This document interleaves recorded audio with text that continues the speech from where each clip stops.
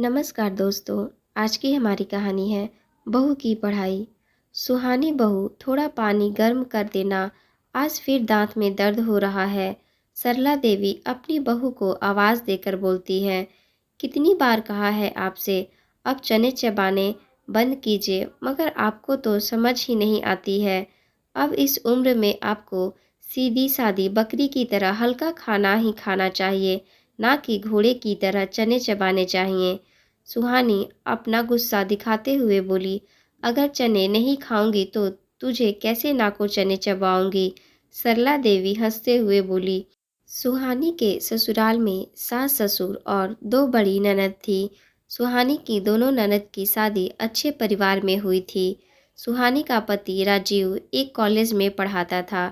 सुहानी ने बीए कर रखा था और राजीव के कहने पर उसने एमबीए का फॉर्म राजीव के कॉलेज से ही भर दिया था। सुहानी अपने सास ससुर की हर ज़रूरत का ध्यान रखती थी और उसने अपनी पढ़ाई के अनुसार ही घर के कामों की एक समय सारणी बना रखी थी। सुहानी का कॉलेज जाना कम ही होता था क्योंकि राजीव ही सारे नोट्स ला देता था। राखी पर सुहानी की दोनों ननद राखी मनाने भाई के घर आईं।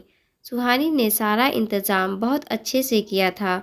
सुहानी की दोनों ननद ने रात को वहीं रुकने का फैसला किया। सुहानी को अपना एक असाइनमेंट रात में ही पूरा करना था। सबके सोने का इंतज़ाम करके सुहानी अपना असाइनमेंट पूरा करने लगी। क्या माँ, तुम सुहानी को आगे क्यों पढ़ा रही हो?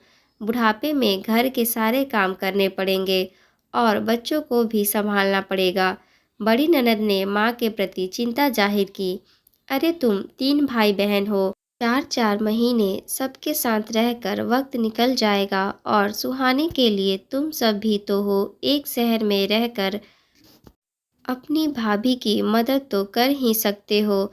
सरला देवी ने कहा, माँ, ससुराल वालों के साथ नहीं रहते हैं, लेकिन हमारे बच्चे और हमारी अपनी सोसाइटी है।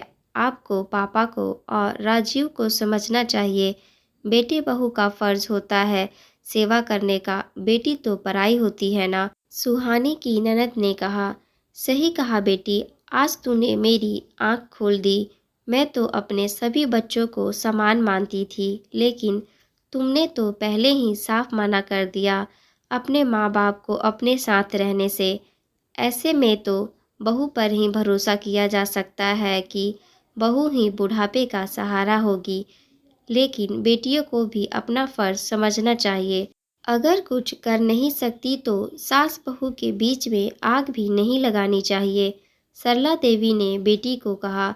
सुहानी ने सब कुछ सुना और जाकर अपनी सासू माँ को गले लगा लिया और भरोसा दिलाया कि वह अपने बहू के फर्ज अच्छे से निभाएगी। आप सभी का धन्यवाद।